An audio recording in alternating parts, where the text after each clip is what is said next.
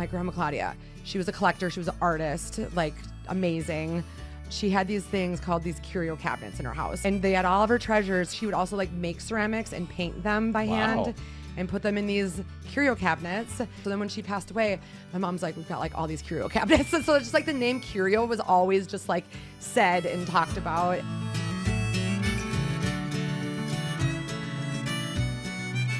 Welcome to Curious Builder Podcast. I'm Mark Williams, your host. Today I'm joined by guest Amanda Birnie out of Excelsior, Minnesota, but your shop is in Wayzata, right? Yeah, Deep Haven. Yeah. Do you live in Excelsior? I do. Yeah. Nice. Yeah. So this is a big. Did you walk here? I did. No, I'm not in Excelsior proper. I'm like a mile outside of town. Sweet. So. All right. In studio. I was just mentioning that we're going to do our Smile Tour next year. So our in-guest studios for about a year will be pretty minimal. So you'll be one of our last in-house guests. Okay. Nice. But anyway, enough about that. Give us the 2-minute pitch. We've met a few times. Yeah. And you just reminded me on the way up here that we actually met. My wife, like anyone can relate to this during the pandemic.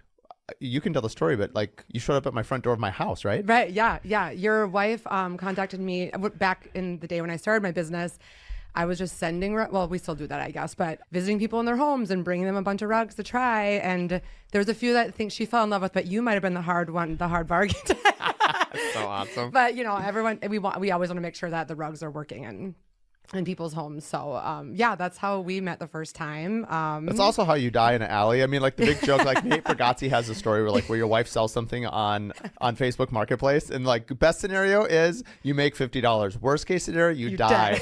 So like I remember that must have been a string when my wife was like we remodeled our house during COVID and like we had a baby, and so evidently you showed up for rugs. Yeah, I did, and thankfully I'm still alive. And you're still here. Well, I'm still alive. It's like she's like, go to the front door. There's a rug person coming. I'm like, okay, what's a rug person? Oh my God, I love it. Yeah. The rundown. My name is Amanda. My background is I've been an entrepreneur for about 15 years. I started my photography company in 2010, ran that very successfully for 10 plus years. Did anything from weddings to portraits to commercial and then I got into interior photography. So that's kind of the end of my photography career is when I was very heavy in interior photography. Fast forward to 2020 when the pandemic hit and we had a little bit of a life change. We moved. I just had my second baby.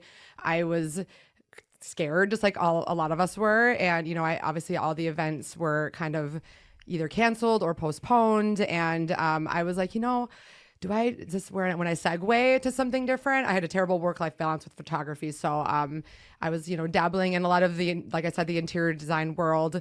So I just have always loved rugs. And I was like, well, why don't I just start sourcing some rugs and start a website? And, I have a knack for building websites, not from scratch, obviously, but, doing branding and whatnot. So that's how that started.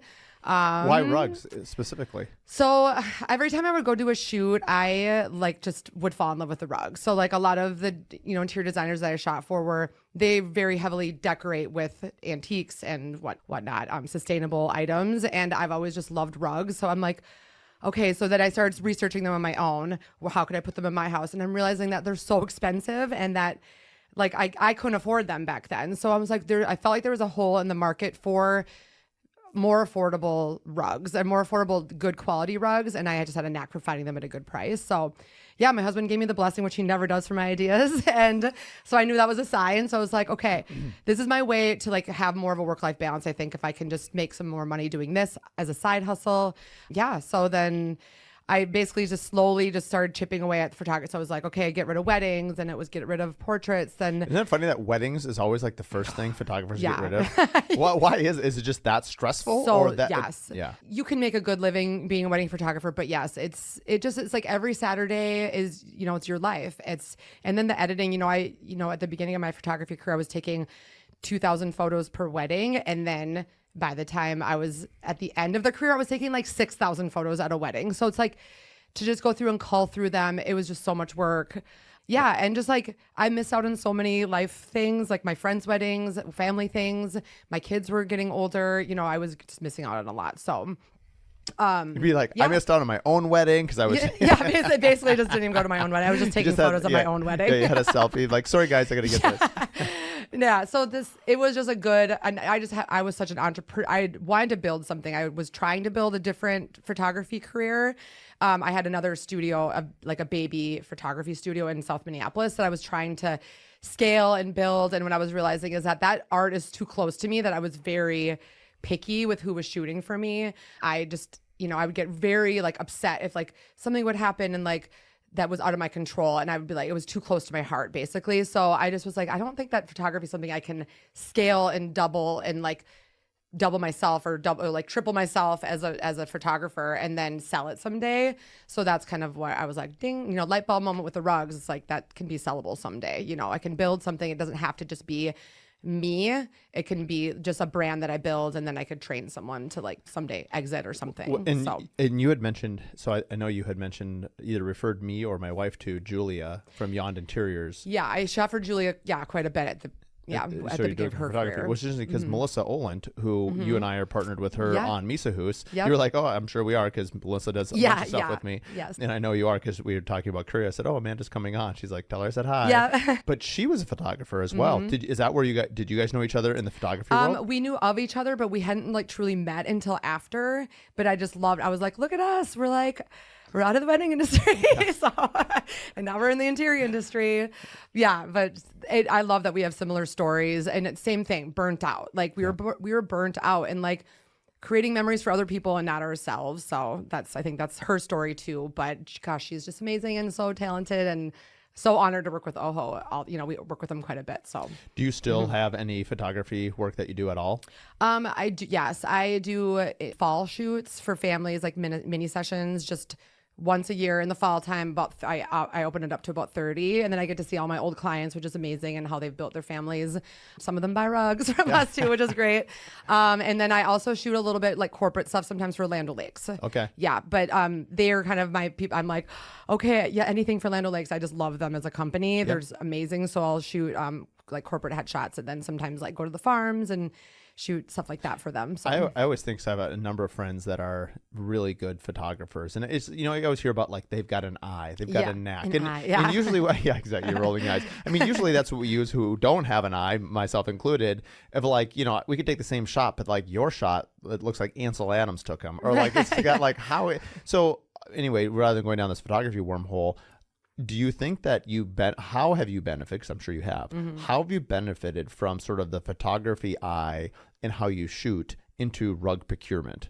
Sure. Yeah, it's a great question. I guess I've always had a self-proclaimed eye, or like view of the future and trends and stuff like that, like trend forecasting. My friends are always joke that like, of course, Amanda knew Doc Martens were going to be back in style before the whole world did, like that kind of stuff.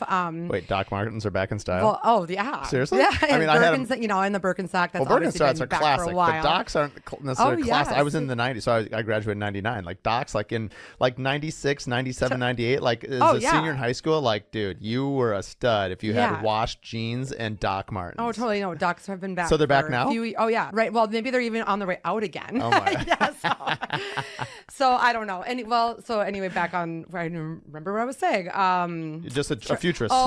Seeing trends before they happen. Yes, and just like having an eye for like what people like and what people buy. I'm so picky and with myself, and like I feel like I'm picky with what I source.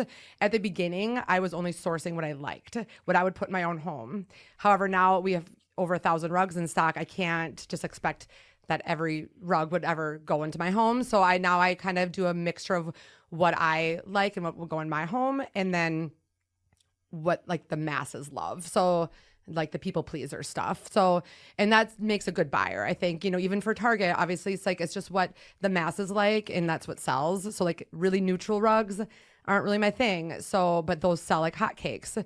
I'm more of like the colorful, like small printed, repetitive print. That's kind of what I would put in my own home, or just like interesting colors that are kind of obscure together. But those are the ones that actually sell slower. But then when I get our amazing clients, like the designers that we work with, that look for that one of a kind piece that like they're not going to see anywhere else, or that won't be printed on a Loloy rug or whatever. So people aren't going to go into their design and think, is that a real vintage rug or is that a printed Loloy rug? So I think that sourcing that way has been like so beneficial for the company to grow, I think, because I have a little bit of both. So it's funny. I definitely could not do that. I mean, I think I know I think most of us know what we like. And I've always used it, you know, even with like the Curious Builder, like things I talk about, I'm like, I don't know if anyone else is interested in this, but I'm having a great time. And like, it turns out other people are interested in your story too. Yeah. But like just anything honestly in life. But like the idea that you could sort of take your own interests and also have an eye for like, well, the audience, we're seeing it because you see sales. Like you have to make business. Yeah, or you absolutely. have to, sell and grow and scale. So like if your clients are saying, do this, do you find like there's an art side of it where you're like, I feel fulfilled over here, but I sort of need to have this in the right hand 100%. in order to fuel my business. Yeah. Do you have an idea of what, let's say, the art rugs, the rugs that you love and you generally care, not you care about all of them, I'm guessing, but like, is it like a 70-30 split? Like what would be the split in terms of ones that like they just sell so you keep stocking them versus like the ones you love to hunt and seek and find for maybe a higher level? Yeah. I would say 50-50 probably. Oh, it's 50-50. Yeah. Okay. Yep. Just because I want to keep that uniqueness about my company. There's so many rug dealers out there. Like what sets us apart, I think, is for one, our price, to our curation. And why? Sorry, let's back up. Why is price set you apart? Because you would think a small boutique like yourself, like how could you?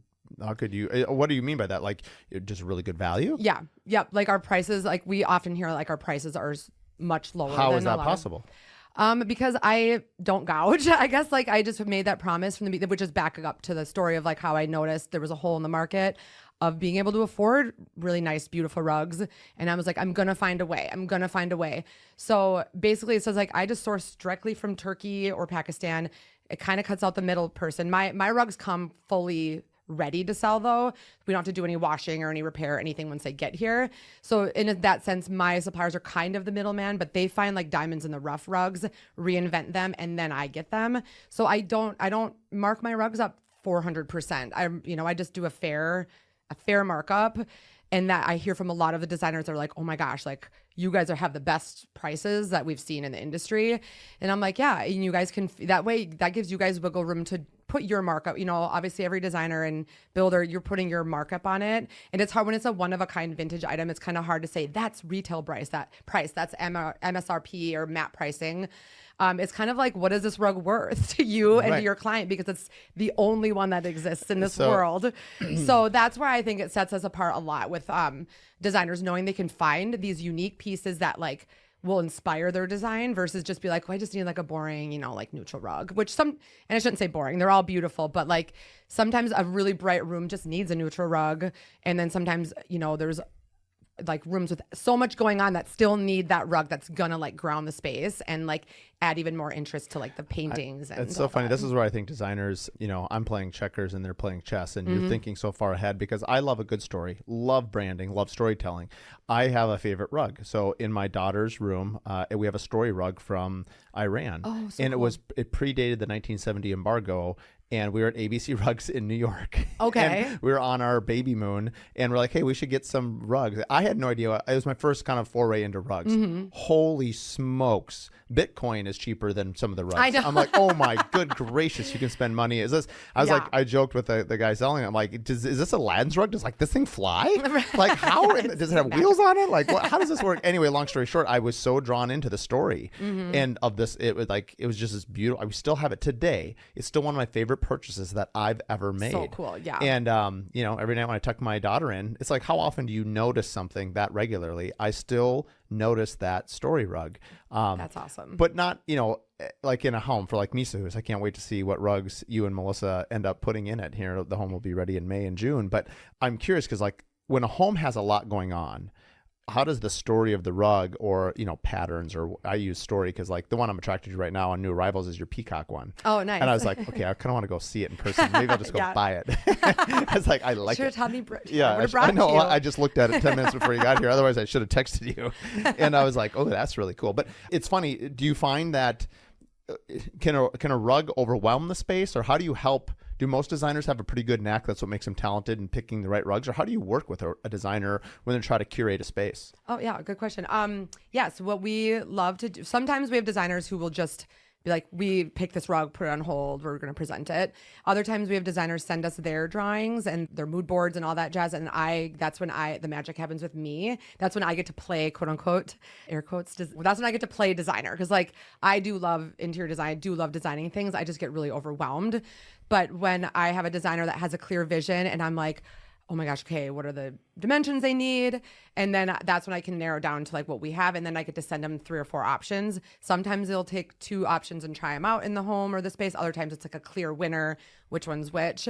But I think a lot, the designers that start with the rug, or at least you can send me the design board of kind of where you're going, choose the rug, and then maybe you can alter the furniture. Because sometimes, if they pre-order the furniture or patterns or, wallpaper, and they find a rug that they're obsessed with. Yeah, it's in conflict. Exactly. Then it's going to conflict. So it's like, maybe, tell me where you're going with this design. And then you can still alter things with the size of the couch and stuff like that. And we've had plenty of designers that have like reordered. They find the rug that works and it's in the budget. And they're like, okay, well, I'm going to have to redo the couch and maybe like different size chairs or just the way the furniture sits in the room. And that's okay because now they're building around this dream Isn't that rug. funny? I've never thought about this before until right now. You're probably like, finally, someone who gets it. But like, I was just doing a blog for the wood floors that we're doing at Misahus. And one of the things that I was commenting on this morning is like, as a builder and the interior designer, for instance, the home that we're working on, it's probably 75% wood floor.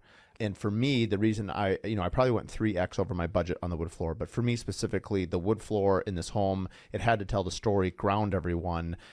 But it can't be an afterthought. Before we do anything else, the wood floor sort of dictates a lot of it. I hadn't thought until and just that was now. the must-have of the design, yeah, right? Yeah, and I didn't think about it till you said that grounding word. That's like that. The rug can ground the room as well. 100%. And we're gonna have a ton of rugs because if you have all wood floors, you've got to have obviously some rugs. Yes. And I've always joked before, early on in my career, that wood floor is a 2xer because it's more expensive than carpet, but then you have to buy rugs to go over the wood floor. Oh, right. Yeah, so it's actually like a 5x. Yeah, 5xer for sure, and especially with good stuff.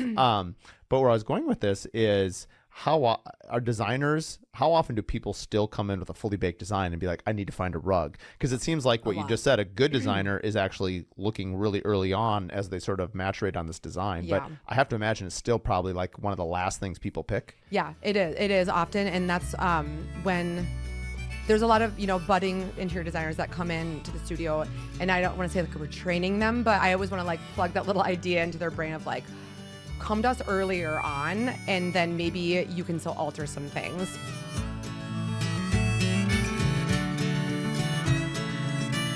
When it comes to quality, craftsmanship, and performance, Pella sets the standard. Whether you're building custom homes or designing a timeless space, Pella offers innovative window and door solutions that blend beauty and efficiency. With showrooms and experts around the country, Pella makes it easy to find the perfect fit for your next project, and their team to support it. Build with confidence. Build with Pella. Visit Pella.com to explore products and connect with your local rep today. For more information, you can listen to episode 1 or listen to episode 109, where we bring on Pella owners and founders at Pella Northland, as well as their innovative team behind the Steady Set innovation. We're happy to announce that on March 20th, we are running Sauna Camp back for its second annual event. It's going to be out in Lake Independence. It's going to be a half-day event. We're going to start with a 1-hour podcast with 3 endurance athletes, someone who's climbed Mount Everest, and the creator of Hostage Tape. We're then going to have 2 hours of sauna and cold plunging in between. We're also going to have Himalayan chocolate from Legacy Chocolates, a good friend of mine, and a chocolate tour from St. Paul. And then we are going to end with FUMO, which is, I like their tagline, In Smoke We Trust. So if you're interested in community, if you're interested in learning some new experiences and really diving deep on your wellness, we hope you'll join us on March 20th. All the details are on the curiousbuilderpodcast.com. So that does happen a lot. Like, whereas, I had a client just yesterday that had a rug on hold that she was obsessed with for like weeks. And then she's like, it's just too short. It's like, it just doesn't fit. Everything's ordered and ready. So now they have to start from the drawing board. And then now their client is not only like still looking for a rug, but they are also paying that designer to keep looking. So that it ends up even costing more. So it's like, we would have, maybe if we would have found that rug for her a little, or she would have found it a little bit sooner, then she could have just slightly altered some things, like the furniture sizes or something. So yes, it happens and it's like heartbreaking when someone does find the perfect rug. because then it doesn't fit, and then they get this idea in their mind that they want that rug. I know. And they won't stop searching until they find that rug in the size they need. And that's when I'm like, oh boy, okay, let's take a deep breath and let's start from scratch and like just like find some other rugs designs that you love, and then hope, because like they get it stuck in their head. My mind is fast forwarding to like the horror stories. I bet somewhere in the time people are like, I can't find the rug, I'm gonna cut that rug. Yeah, How totally. often does that happen? Well, so it does actually. So we can depending on the budget, it's like you can always alter the rug. We've had rugs cut in the middle and reconstructed back onto like the border. Do you have to send it back to India or Pakistan? We actually sent it to a place in Boston to do that kind of work, the middle, trimming. But we do have a place in Minneapolis that we can use to shorten it on the sides. The length is hard to change because you're working with borders. The width can be changed usually if there's a good spot on the, the rug, like a good marker, like line or something that's like an obvious spot to trim it. Runners are a huge thing. Like, sometimes kitchens are 4 feet wide, between like sink and range, they're 4 feet. Sometimes you only have like 32 inches to work with. So often we'll be like, okay, if that's your dream rug, let's just take it to Caljix or to Bob's Binding and have them reserge the sides and just take 2 inches off of each side. People say like, oh, does that, make the rug worth less? And that's that's not true. I don't think anyway.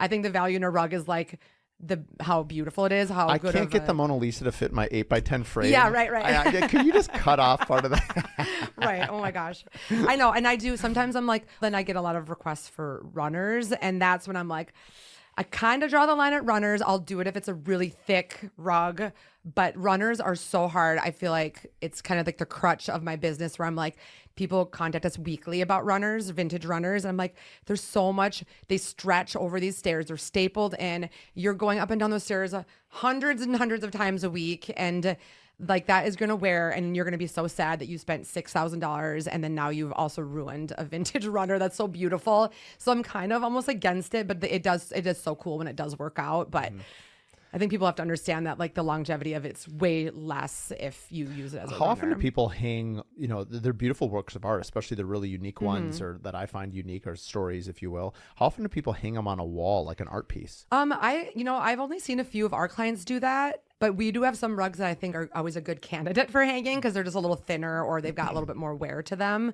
But, tapestries are huge in design right now. So I'm like, you could absolutely, right. We have story rugs as well that are just like kind of what you described, that I'm like, this would be so cool on a wall. And I feel like I've seen Oho do that. I've seen a few designers do that. Maybe that's going to be a thing. Maybe that's our trend forecasting. Hello. Yeah. Well, in the room that you're in right now, we have all these sound baffles. I mean, how about a rug over the sound there you baffles, go. right? Yeah, that's a good It could be idea. a Curio sponsored Curious Yes, Builder. that's a good Oh, idea. snap. Here we go. There we go. Your snap's louder than mine. Okay. You had mentioned walking up the stairs that you just got back from Round Top. I'm not familiar with what that even means. It sounds like it's a high point, which is design retreat. What's Round Top? Yes. Okay. Oh boy. Whew. Oh, Let boy. me take a deep breath. Buckle up, Buttercup. Here we go. Oh boy. Yes. Yes, Round Top it was actually my first time ever there. So I am kind of describing it as a one-timer. Where is it? It's in Texas. So it's Round Top, Texas. It's between Houston and Austin. It's about an hour and a half from Houston and Austin in the kind of the middle. It is just this world-renowned like antique show. Like it's 11 miles long, all these different buildings. It's become rather 11 miles. It's 11 miles. There's a lot of breaks in between, but I would say there's probably about 50 places you can stop or so, like along this 11 miles. A lot of designers go there, a lot of just antique lovers, but it's some things are extremely high price, like you wouldn't even believe it, and then other things are like really good deals. So you go there to hunt. I knew about it just because I was in the design industry and I've always wanted to go. It was kind of like the long-term pipe dream of a Curio, but then it happened way sooner than I thought it would happen. So we just finished our first season there in October. We were there for 3 weeks. You went for 3 weeks? Yes, it was. What in the world do you do for insane. 3 weeks? Well, so there was the show itself was 11 or 12 days, I think. And then the setup and breakdown between was. Oh, you were selling. Yeah, we were there selling. Oh, sorry, yes. I misunderstood. I thought you were there you were there buying. Oh no, we were there as a vendor. Like we shipped 700 rugs to 700 rugs. Yes. Did you just throw them in a U-Haul and drive down with your husband or what? We put them on pallets, and everything was a learning experience. Like we literally went in, we decided to do it blindly, and I mean honestly, it couldn't have gone any better. Like there's no way it could have gone any better than it did for our first time. Okay, now I'm super curious. Yeah. So 700, how many did you sell? Oh, like 70 or so, which sounds crazy, but yeah, that's 10%. Yeah, that's so a lot. and then knowing, I mean, all of my mentors in this business were like that do these shows at High Point or whatever else were like, you are going to be lucky if you break even. So we knew going into it that we might break even, but we profited and we did awesome. So why would you, no, more questions. Yeah. Why, if everyone's telling you break even, first of all, knuckles for not breaking even. That's a long street. Why do people do it if they don't make money? The first time I think is the break even, and then you build from there. So like that's what they were saying. Like you're lucky if you break even your first time, and then from there, it's a very good marketing ploy, but you go down there to market to designers and whatnot. So it's relationship building. Yep. Now I'm tracking. Yep. Like that was actually going to lead to a question later, but that's relevant now. What percentage of your sales are designers like in person versus like online sales? Yes. So that has made a major flop in the last 5 years. So when I started, I think it was about 20% designers and 80% general public. Hence this whole mission to have Hence this why affordable. You came to my house. Yeah, right, exactly. Not even knowing, by the way, that Yeah. you're in the industry. And then now I think it's like 90% designers, 10% general. You know what public. that tells me though? You do amazing work. Thank because you. if you have that kind of a flip, Right. that means designers have gravitated towards, you've already mentioned what a great value you are, but also designers always want to bring something unique, and we all get bored and stale. And so as you continue to import, now I really want to come see the showroom. Yeah, you have to. I will. I'm coming. Yeah, it's cute and quaint, and Yeah. we love hosting parties there. Yeah. All We right. do a podcast party Let's there. go. Yeah, so designers are definitely our like bread and butter. Yep. We love them dearly. We we kind of just like let them just free range and do whatever they want. Like you're like, you guys are at our beck and call. We will drive rugs to you. We will install them. We'll cut your rug pads. We will do it all for designers there. I mean, I do love the general public too. Like a lot of our clients are usually designers or design lovers. That's what we always say. We like those are our masses. So like even the people that shop with us are kind of designer wannabes. Like I was before I started this company. So it just all works. And we have our biggest client ever is not a designer, but she's literally rugged, quote unquote, her whole house with our rugs. Like we looked the other day, we're like, oh my gosh, she's ordered like 18 rugs from us or something. And then we're like, she's not a designer though. So they just love design. Tapestries. Wait till she starts understanding. Exactly. You can put it on the ceiling, on the totally. walls, bedspreads. Yes. I mean, come on, lady, let's Yeah, go. I like yeah. this lady already. So what else did you learn from Round Top? Yeah. So, what did we learn?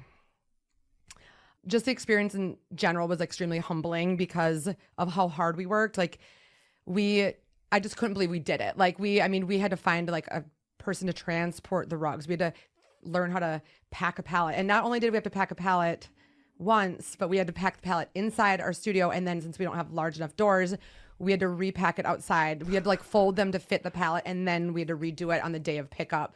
We lifted like 10,000 pounds worth of rugs like 17 times. No, we do it a lot. So we weren't sore, but we were just tired. We were exhausted mentally, I think. But by the time we got down there, it was also like 95 degrees. So it was like 10 or 12 days or whatever the show was of 95 degrees, no AC. Yeah. So I think I learned about my stamina, I think. And just like taking the leap is like, for all business owners, you just have to follow your heart. Like I never was like scared that we would just like lose a bunch of money. I didn't see that as possible. So I think it's like, thankfully it didn't happen, because then it would have been even more crushing if it would have, we would have lost a bunch of money. But I just think it's like when you feel something and you're passionate about something, you just should just do it. Just jump off, feet first, whatever that saying is. All in. All in. And then thankfully, Emily, it's just me and Emily in the company. Emily does all the operations. She's amazing. She is the one that like got all the logistics together to get it down there. I wouldn't have been able to do that alone. So having like her and I, like, I'm the dreamer and she's the make the dream happen type person.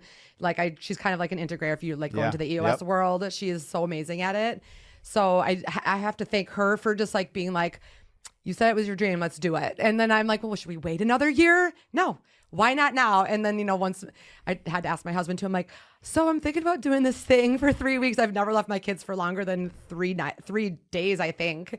And he had to be super dad for 3 weeks. So the show was 12 days. So the rest of the time you were setting up, taking down. Yeah. So setting up, and then the last day. So we didn't time it as I thought. So like basically we thought the show was actually ending on a Sunday because our very dear vendor, like the people who like own the venue that we were at, it's called XS1.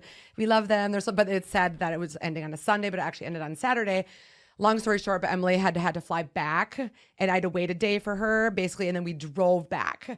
So that's 2 extra days. We drove back from Texas basically. So that's why we could have chopped off. I could have left Saturday night. A lot of the vendors, it was insane. Like it was like tumbleweed. Like it was like in so many people and like dust and sunshine, and then like so much stuff. And then literally 4:00 hit on Saturday, and like people were like pounding boards up, and like tumbleweeds were going by. I was like, oh my gosh, and like they're so good at it. They've been doing it for 15 years.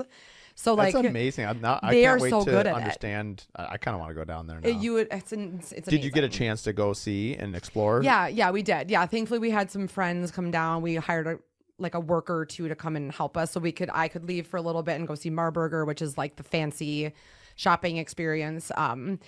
But yeah, it was very cool. Like I just was, but yeah, you find out the little, I mean, if you want the ins and outs, designers, this is for you. Come early because you can shop all the things. Like a lot of times what people will do is like Marburger vendors will go and shop around Round Top before, and then they'll mark it up like hundreds of dollars. So they go shop it, buy it, then bring it into their showroom because they know they're going to get the people. Not everything. A lot of stuff is imported from Europe and whatnot, but just to find little things to add to their booths. Oh yeah, that's smart. And it's like it's a joke. Like all the vendors too know it. Like that's a win-win though. Totally. It's like a game that it's played. It's like the fields where we were at is where you can find your good deals, and then when you go into Round Top or at Marburger, that's when you're gonna like overpay for something. Like I had my eye out. That's like Saks Fifth Avenue or something in New York, right? Like totally. That's where all the tourists go, but the good deals are a couple streets off. Yep. Yeah. You're totally right. Yeah.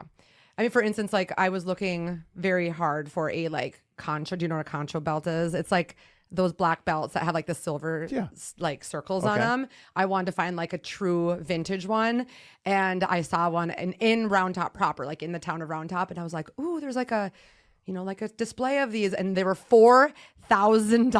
Oh my word. And but then you could go to the fields and probably find them for like a couple hundred, so that's what I'm talking about for the markups that they do. But people go there with so much money, and it's just, I bet a lot of people do trading too, right? Did you trade any rugs for anything? No, we didn't do that. No, but that I would assume some vendors probably do. Yeah. No, we did not do any trading, but yeah, the vendors were amazing. We didn't know, I mean, what to expect going into it. A lot of them have been there for 15 plus years, and we didn't know if we were going to be the new kids, and they were going to be like, who's that? And then, but no, they were so sweet, and they like guided us. They like showed us all the ropes, told us all the secrets and all these things. Did you have the great Southern accent? Oh, honey. Oh yeah, I was like, yes, ma'am. There's a lot of ma'ams, and yeah, everyone was so great though. Like me and Emily are like, let's go back. Or we are going back in the spring, but we are like, want to be back now. Also, it's twice a year. It's twice a year. How many Minnesota designers did you see? Was Melissa down there and Julia? We didn't see any. No. Oh, Bridget Shakiro, who I was sorry, Sharigas. Bridget. Sharigas. Oh my gosh. Yeah. I work with her a lot, so I know how to pronounce the Greek name. Yes, thank you for correcting me. But Bridget was there, and we met some of her friends down there. We met up with her one of the nights, and because she used to live down there. She did a lot of design down there. Yeah. I've often actually, I'm curious. I've mentioned this a lot on the podcast, and as I've sort of interviewed designers, builders, architects around the country, I've kind of come up to this conclusion that, where does the client come first? In the Midwest, it's typically builder first, and then we assemble the team. For sure in Minnesota, it's pretty dominant, but we have one of the oldest tours in the country. I think we're like close to 80 years on tour now. Oh, I didn't know that. The parade's really old. But the Artisan or the Parade of Homes? The Parade of Homes. Okay. Yeah, and the Parade of Homes encapsulates Artisan now. Artisan's like maybe 12, 15 years old. Okay. And then, but the coasts are very architect driven, but the South is very designer driven. Like when I had Bridget on the podcast, podcast a couple years ago. She just talked about down there a lot of times, clients will go to the designer first, then they pull in the build partner teams. And so I often think that even now, I think from all the people I've interviewed, I think designers are capturing more market share of clients' attention but of the three groups, builder, architect, designer. And I think it's because you look on Instagram and Pinterest, which are huge social engines, but they're dominated by designers because design is much more approachable, because whether you're doing a room or a study or a living room or the whole house, it doesn't matter. Designer is always there, where a builder tends to showcase like whole house stuff, or an architect is showing a bigger project. And so I think design is more relatable and more attainable. And so the scale just depends on your budget and what you're doing. So that's my perspective on it. So interesting that it's like different regionally. That's crazy. Yeah. Well, that was very good. It was good to see her. We're like, oh, feels like home, because she's literally next door to us where our studio is. Her studio is right next door to us. So we see her often. But we did meet. We met a lot of awesome designers that literally we got back and they ordered from us. So that was the beauty of it, is just meeting all these designers. It was really relationship driven. Totally, 100%. And we sold the thing we sold the most. We sold a lot of like mini rugs. So those are like our we sold them for $100 down there because we were trying to sell them in volume.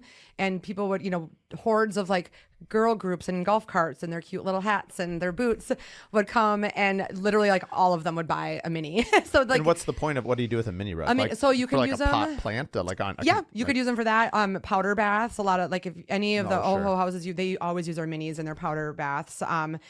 Like table runners, dog bowl, like a mat for dog bowls and dog dishes. Was that a lot of people were buying them for that down there? Funny. And I'm like, well, there's a new marketing idea. Just go ahead and market them for dog bowls. Everyone buys everything for their dogs. Right. It's true. But dogs and kids. Yeah. So, but that drew a lot of people in, and then obviously like people aren't just like wandering around looking for a 9x12 rug. So, but just showing them our brand and educating them with what we do and how we have even more online, and to just shop with us. And we've gotten a great response since we've been back. So you answered the question before that now you're 95% designers. Of the 95% designers, how many of them will go on the website and source it there versus like coming to the studio? Oh, almost all of them. Yeah. Yeah. Because time is money in design, right? So we always tell them, like, if you guys want to send us what you're looking for, I'm happy to source it. Yeah. And we have a very easy way to search for the rugs on our website. You can narrow it down to the exact inch that, minimums and maximums, so that it'll only show you what you need. And we're always happy to hold. So we always take the rugs off the website too when they're on hold for presentations, just because we don't want their clients reverse image searching and doing all that jazz. So sure. There's another segue to like my photography adding to my product, is that I literally am like obsessed. I won't let anyone else do. I did have another photographer for a while, but I realized that like me doing the photography lets me get to know each rug, which sounds crazy. No, it doesn't. Like where I'm like, okay, every rug is like my baby. So I get to know, I get to look at the colors. I get to tell Emily what the colors are. So she puts them on the website just like by staring at this rug for like 3 minutes and taking pictures of it and getting the accurate color and really good pictures of it for the website. And everyone's just like, oh my gosh, every time. Like our return rate is like non-existent. We barely have returns. Because your photography is so good. So, and like I think people can envision it, in their space. I was on your website poking around. One thing that was really neat, and I didn't upload one of my photos of my rooms, but your See My Room. Oh yeah. That is clever. Explain that to the audience, because I think that is super clever. Or is that just like an industry thing? Some, even like Lulu and Georgia might have, I don't even know, but some places have it. So it's an AI, what it is, it's called Roomvo. It's AI, like an AI program, I guess, where you take a picture of your space and then you choose the rug and it'll put it right in there and it gets it down fairly accurately to this. We still always tell our clients, please still measure just to make sure that it got it right. But it's pretty scary. Like in the ones that look the best, like the neutral rugs can kind of look a little wonky because it's just like the neutral rugs are just so bright. Whereas the colorful rugs just look like it's almost literally in your space. So, and I use that too. I'll do a lot of like fun AI creation images just for Instagram, and I'll plug our own rugs into it. And then I'll put it like this is a rug in a dreamed up space. This is this rug in a dreamed up space. And then you tag the rug and then it sells or whatever. So it's a really cool. It's like it works really well. Have you done any Aladdin AI ones where you put your rugs and have Aladdin flying on That's them? a good idea. We've thought of that many times for like, what can we do with like someone flying on a rug? Oh, there you go. But How only can if we it's a do that? 90s Aladdin. Right. Not the new I one. don't want the new Aladdin. Not I the want new old one. school Aladdin. Yeah. Like the cartoon. Yeah. The cartoon Aladdin. My kids all know I know all the lyrics by heart, so they're always like, Dad, sing the song. That's like your superpower. Yeah, They're like Disney one songs from the random 90s. fact about Dad. Yeah, exactly. I used to joke before I had kids, I was like, I'm the only builder driving down the road in a truck who could sing like all the Disney songs. Well, we could do a whole new world as a duet because I know it by heart too. Good.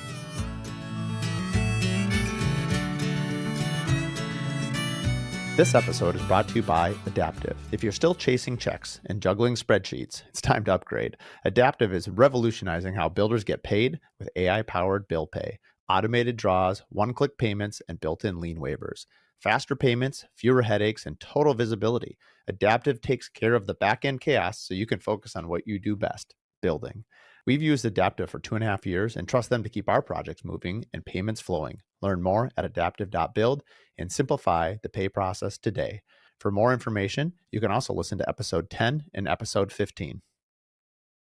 One of the questions I had from a financial standpoint is, how do you build a catalog of the rugs are a couple $1,000s a piece? If you have 700, that's close to $1 million of inventory. That's a lot of inventory. Yeah. And, as a builder, we're carrying, you've got a line of credit or you have a spec home, but your inventory is very much dictated on what you can sell. Are you able to, how does that world work? Do you ask your partners in Pakistan and India to send you over stuff on consignment? Do you have to pay for it? Like, walk us through the financial side of like, how does that work? Yeah, I started the company on $3,000, which is crazy. I sourced $3,000 worth of rugs and then put them up and just kind of kept recycling it. It got scary. I was able to bootstrap per se for a year or two, and then I did take out a small line of credit, like a $25,000 one that I kept borrowing and paying back and whatnot. So that's how I kind of built, but it was just a slowly building. As for my suppliers in Turkey and Pakistan, they'll do a running tab for us often, but they do expect us to like pay, it's the best free money you can get. Basically, we're not paying any interest on it, but they'll know if we order 50 rugs from them that we can have those rugs and pay it off slowly within like 4 months. So that has been really helpful. It gives you, it's almost like a reverse credit. It just allows you a little runway to get it sold. And it's in their best interest too, because they want to get it out of where they're making it. Yeah, and we do a little bit of consignment here and there for some vendors, but not, it's like 10% of our inventory probably. But the best thing has been building the relationships with the people, my suppliers in Turkey and Pakistan, to just be like, trust me, I trust them. Like, we own the rugs once they come to our door, so I will forever owe them that money. Sometimes I'm like, oh, I wish I could send this back because it wasn't like the right color, but we ultimately will sell everything at some point. Like, the oldest rug I think we have is like 2 years old at this point, but usually they sell after like a year and a half. But yeah, it's crazy. Sometimes I look back, I'm like, I don't know how I even did this, but like, it definitely was. So after the $25,000 line of credit, we did end up taking out we paid that back, went with a different bank, and everyone go with a credit union. Like, I was with a big bank before. They were just not, you didn't even get anyone to help you. I moved to a different bank. It's called now Security Bank. It used to be called Flagstar. It's in Wayzata, and they're amazing. Like, they will work with you personally. You have a personal banker to see all of your revenue. They keep you on track to like building your business. And then we just took out a small like $75,000 one that we borrow and pay back all the time too. So that's it. That's and then I can, and I'm like, oh my gosh, I have a lot of rugs. But the goal was always to have so much that people weren't feeling like they're falling short when they come to our website to be like, I need this, 16-foot runner. She has one to choose from. I want like 10 to choose from. So that's what's hard, is like, you have to have all sizes and all weird sizes. I just thought of a good marketing way. I mean, now you're too big that it's not a problem, but early on you could have pictures of all the stuff you've done before and just put sold. Yeah, right. Just act like everything's sold. Yeah. Well, but it was all sold. But it just stayed, you could recycle it from a year ago, right? Oh, right. And then people would just be like, oh my word, this girl is on fire. Well, there is power to that. When I started on because I started this on Instagram, well, I had a website, but it was like pre-sailing on Instagram. It was like, okay, guys, I have 7 new rugs in and I am going to pre-sale these, and like 4 of them would sell like in 2 seconds. So then the power of just that sold sign on Instagram being like, sorry, you missed out, I think just had people just like going for it. But now I'm like, I'm too busy to do that, like, which sounds crazy, and people aren't sitting around on Instagram constantly. Oh yeah. Yeah, I'm looking at your Instagram right now. It's an awesome feed. I mean, you've got a great following too. You got 30,000 from 31,000. I mean, that's amazing. But you're right. The photography makes a huge, huge difference. What I love about your business is how specific it is. Yeah. When I first started, shout out to Ian. He's my producer at Studio Americana, a podcast editor. And he had mentioned one time that the more specific you are, the more likely your vibe attracts your tribe, which is what Morgan Molitor always says. And so it's like, but like if you sell water bottles and that's the only thing, like once you get known for it, like Hydro Flask, people know what they're selling. Mm-hmm. They know riches in the niches. Yeah. Oh, riches in the niches. Yeah. I like that. Okay. Even though I like to say niche, but niche. It's totally right. Like how many rug companies all of a sudden are selling furniture now or lighting or doing all that stuff? And it's been in the back of my mind to do something like that, but I'm like, no, I'm just going to do rugs and do them well. That's just going to be our entire thing, is just like not segue. And build it and the name, there was a tie to your grandmother, I believe. Tell us a little bit about how the name Curio and how it tied in with your family. Yeah. So yes, when I started the rug business, I was like, okay, rugs are old, like, they're heirlooms. My grandma's old. My grandma's old as shit. Actually, she was already passed away at that time. But I was just kind of looking for something that like meant like heirloom or like unique or something like that. And my grandma came because I was trying to think of like, should I name it after, like however many names it, like I could name it like Hyacinth and Claudia rugs or something like that, because my grandma's name was Hyacinth and Claudia. So like I was like, okay, well, my grandma Claudia, she was a collector. She was an artist, like amazing. She had these things called these curio cabinets in her house. And I never knew, and everyone's like, what's a curio cabinet? And it's like, she had like 5 of them or something. And they had all of her treasures. She like collected like elephants and like the glass menageries. Stuff like that, like just anything. She would also like make ceramics and paint them by hand and put them in these curio cabinets. So I was like, curio cabinet. So then when she passed away, my mom's like, we've got like all these curio cabinets. So it's just like the name Curio was always just like said and talked about. And so I was like, Curio, that just seems to work.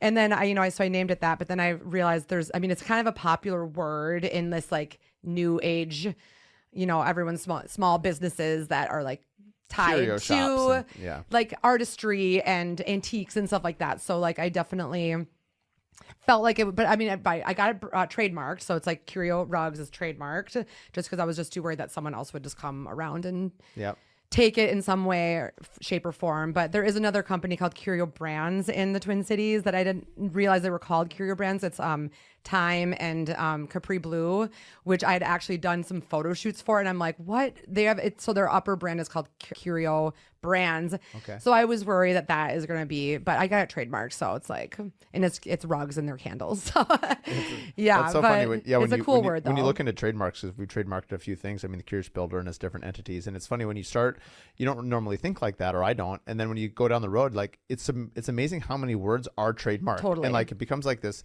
If you could go back, I mean, you started your business when you're already sort of mature and enough that you could figure it out. But like when I started my business, Mark Williams Custom Homes, I'm 23. Like nobody, and maybe that's why so many businesses start it with their name, because they know they're not going to really run into other people with that same deal. And that's one of the reasons why I put the D in my name, which to this day is super annoying. It's like Mark D. Williams. I'm like, why? What does D stand for anyway? David. David. It's just my middle name. And I know it was like Daniel or and so, but it was funny because anyway, and it's funny. I think it's smart to do that because Mark Williams is a common name. It turns out there's probably a lot of Mark D's too. But anyway, I guess where I'm going with this, the intentionality of naming, because when we named Curious Builder, we actually looked at a bunch of stuff before we named it. And so like as you iterate businesses, or if you're listening to this podcast and you're an entrepreneur and you're thinking about starting a business, like honestly, the starting with a brand and really being intentional about it.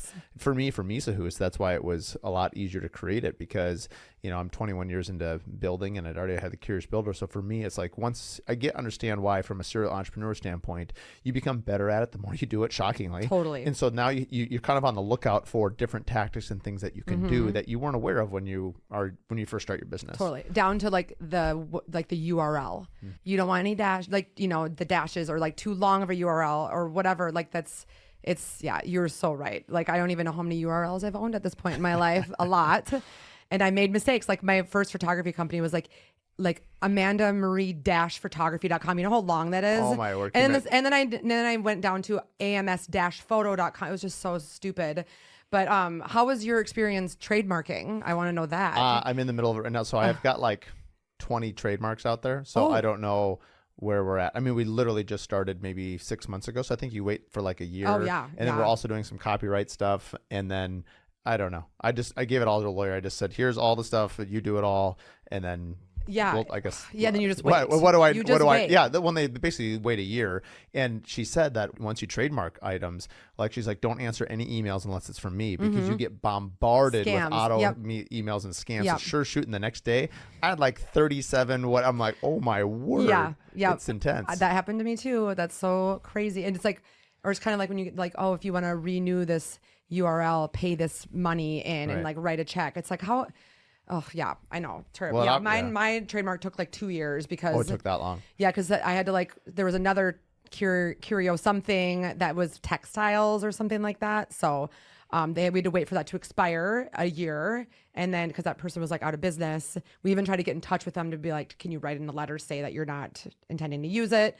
And we never got in touch with them. But yeah, it's a long, grueling process. And you get a lot of squatters on, obviously websites. Everyone seems like they've dealt with that or, they lapse something. Yeah. One of the questions I had for you was kind of a personal story. So I've actually sold rugs before. Oh, really? I was just thinking about that.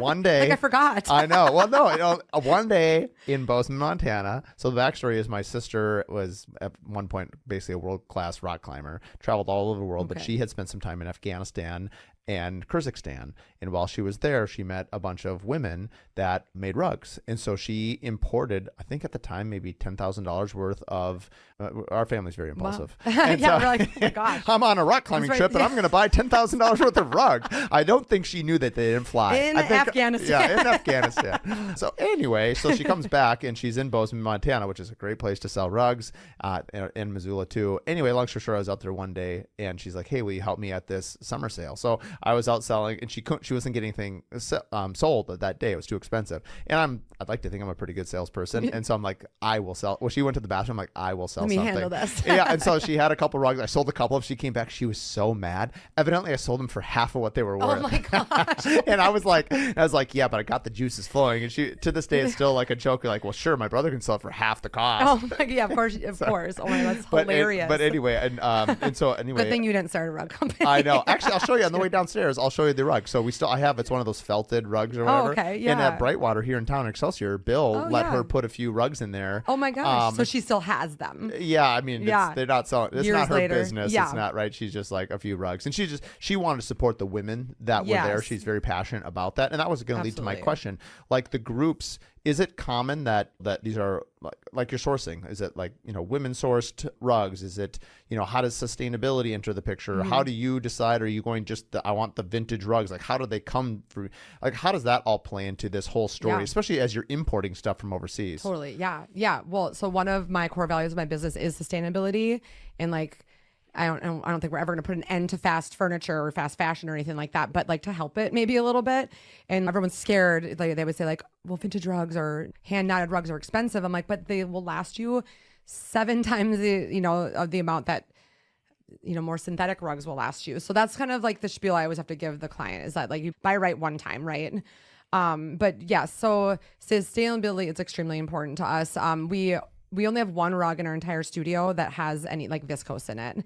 What is viscose? Viscose is kind of like a man-made, like it's made from plastic, I believe. Okay. I don't even know. It's a man-made material, but it's extremely finicky and like tough to get stains out of it. So basically a stain will set into viscose or like polyester or whatever. Whereas wool has the lanolin in the wool will naturally like wick moisture. Well, it's funny you say that and because I think stains. my sister even did a thing where she took a glass of red wine and poured it on the felted rug. Right. And I'm like, what? It just like pool. It's incredible. Eventually it'll sink in, but you just run water through it, and it's incredible. Another thing is that people don't understand is that like there's no backing on our rugs or any of our newly made, our modern made rugs or our vintage rugs. Obviously, there's no backing. So when dirt is going through, it goes through the rug. So you pick up the rug and you see all the dirt on the ground. It just falls right through the rug. You vacuum it, it can suck up very nicely. Whereas a synthetic rug that has a backing on it, it settles and it stays, and that's how it stains because it just has that plastic backing on. It's trapped down there.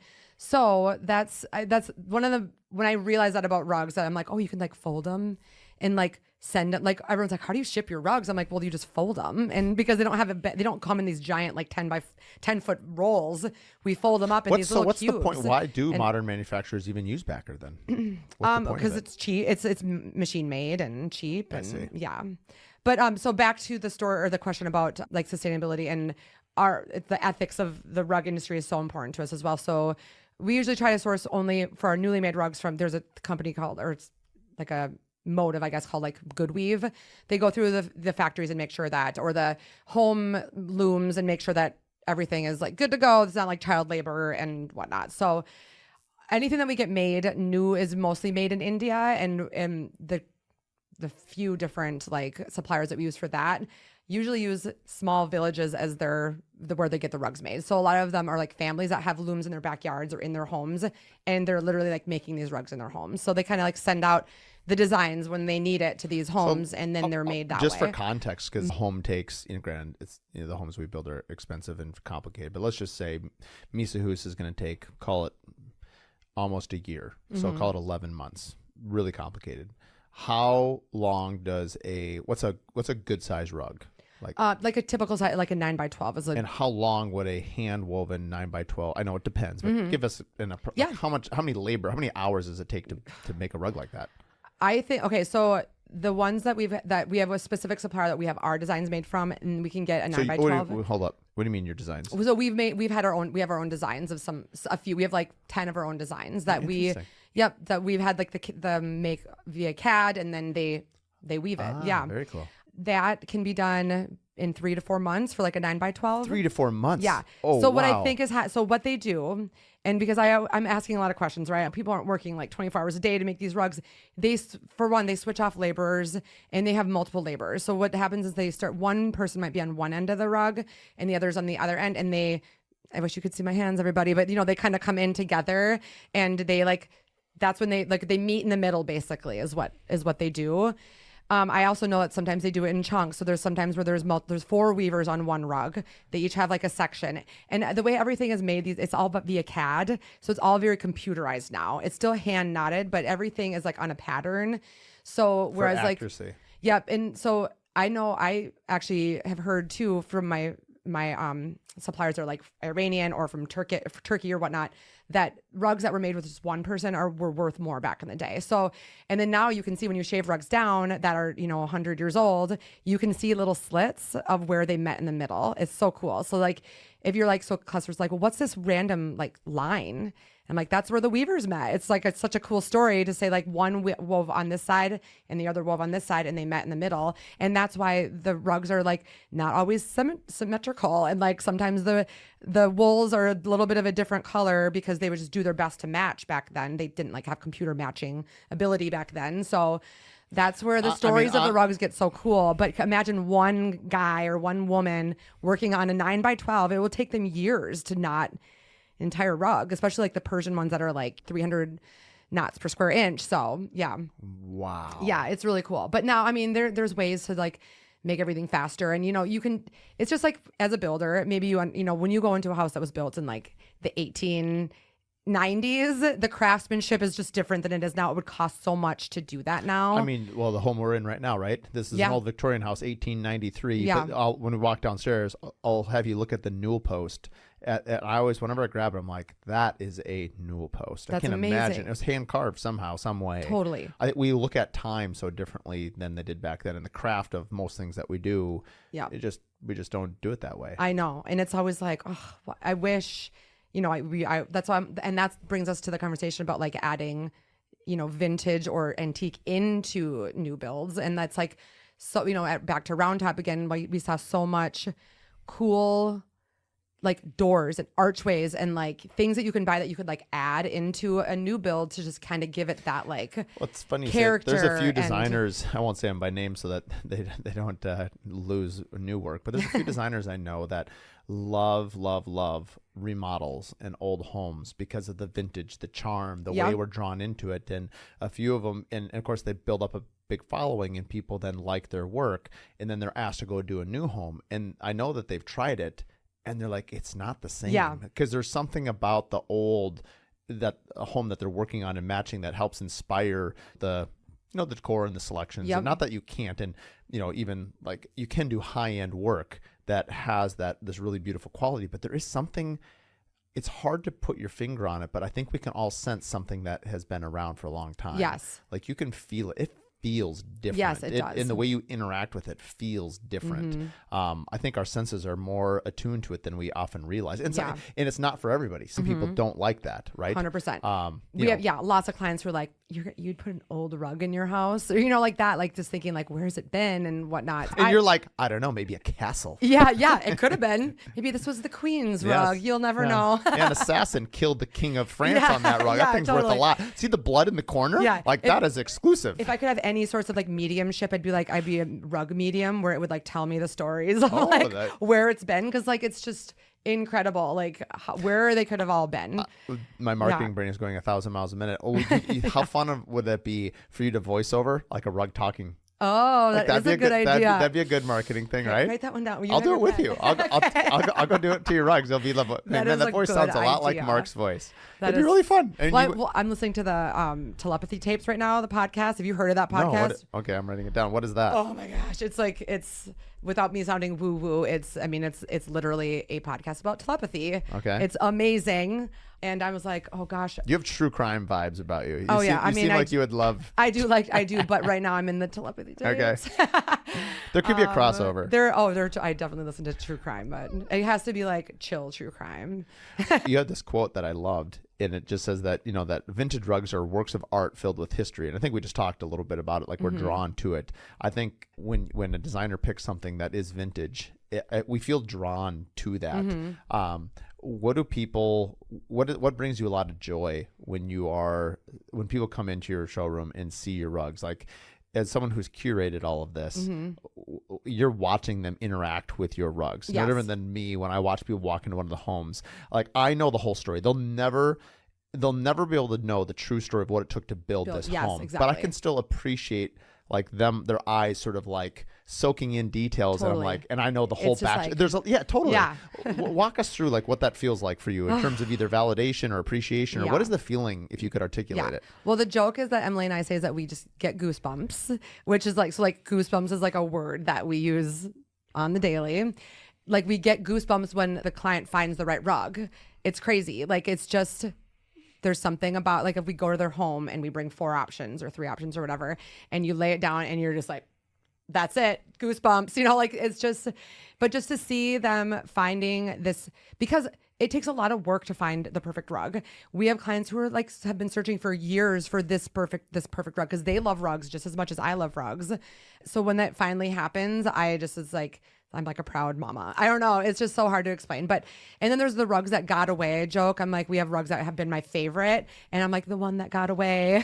So like, but then I'll kind of keep my eye on where it ended up. And then like sometimes with a designer, and thankfully I get to see a photo of it in its space. So that it brings, I don't know how rugs bring me so much joy, but they just do. And then especially when we have a client that finds the right rug, like we never want people to be stuck with a rug they don't love. So like was talking earlier about our return. We do take returns. We take like exchanges because we want to keep helping them if it doesn't work out. But when they find that one, it's just like the magic happens. So I don't know. It's great. It'd be interesting to have you on a panel next to like a art curator or someone. Oh, yeah. So like Drew Beeson's a really good friend of mine. I'm curious, like if as an artist, because what you're doing is a little bit artistry, And I mean, there's a lot of factors into it, but also it actually reminded me a little bit if you were like a dog breeder and you have this like litter of beautiful puppies, and then like this young family comes in with little kids, and like, oh, yeah, or as if I almost weaved the rugs on my own. Yeah, totally. Like, oh, here's Sparky. Sparky's going to this family. Yeah. Like, oh, poor Sparky. They don't look very happy. Yeah. That poor rug is balled up in someone's corner, not being used. Yeah. Well, hey, Amanda said you could fold it. I folded it. Yeah. Yes. Oh my gosh. Yeah. As we close down, what is I meant to start the podcast, but I totally forgot. What would you say is one of the biggest failures you've had in your career, and what did you learn from it? You know, I'm asked this all the time, or not all the time, but in our, like, I do entrepreneur groups. Like, I don't want to like sound cocky, but I haven't had any serious failure, like in business, like knock on wood. I would say like, I mean, my giving up photography it's not a failure. It was a move on. But sometimes I look back and I'm like, oh man, I could have built that, especially just the interior section of I watch the other photographers who have grown around me in the Twin Cities, and I have a little bit of FOMO because like they get to go inside all these beautiful homes, but I still get to do that. So I don't know if I consider that a failure, but I do sometimes look and say like, I was so passionate about that, and now I'm so passionate about rugs. How long will I stay passionate about this? I don't know. But I think right now being older and like having a family, it's like I just want to build a business at this point, and I'm happen to be very passionate about what my business is about. So that I think is a triumph over the terrible work-life balance I had as a photographer. So yeah, I guess I think that's super helpful. How old are your kids now? I have an 8-year-old daughter and a 5-year-old son. So almost identical. So May and Tate are the same age. Really? I have one in the middle. I have a 7-year-old too. But yeah, I mean, I get it. It seems like, as I've interviewed people, kids are a huge catalyst, especially for the moms. Yes. But for the dads too. I mean, just for family balancing all of it and trying to understand like what this looks like.